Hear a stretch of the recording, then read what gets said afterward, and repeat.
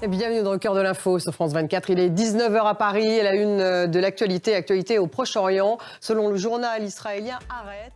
Dans 10 minutes, le débat consacré à la campagne américaine à 50 jours du scrutin au lendemain de la tentative d'assassinat présumé de Donald Trump. Quel est le profil du suspect? Quel parallèle peut-on faire avec l'incident du 13 juillet à Butler, en Pennsylvanie?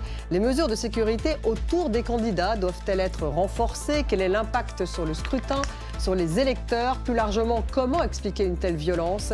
Cette campagne est-elle particulièrement dangereuse? Voilà les questions que nous allons poser à nos invités. Dans 10 minutes, le débat. Et on démarre avec l'actualité au Proche-Orient. Selon le journal israélien Le Haaretz, l'armée israélienne recruterait des demandeurs d'asile africains pour combattre à Gaza. Nous retrouvons tout de suite Claire Duhamel, notre correspondante à Tel Aviv. Claire, bonsoir.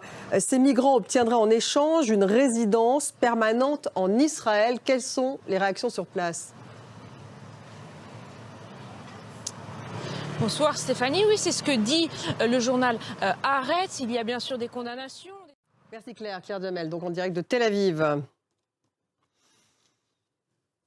Le retour des contrôles aux frontières en Allemagne est entré en application ce matin. L'objectif de Berlin, c'est de lutter contre l'immigration illégale. Cette décision fait bien sûr créer des remous en Europe puisqu'elle remet en cause les règles de libre circulation.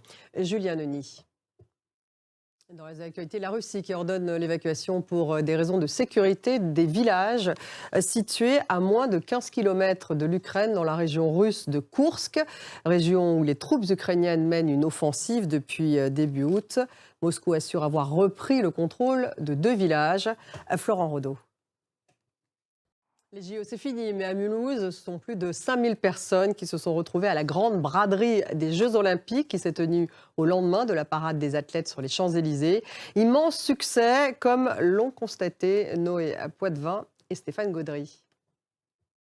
Merci de nous avoir suivis. Restez avec nous, on se retrouve dans quelques minutes pour le débat. Il est consacré à la campagne présidentielle américaine qui connaît un nouveau rebondissement.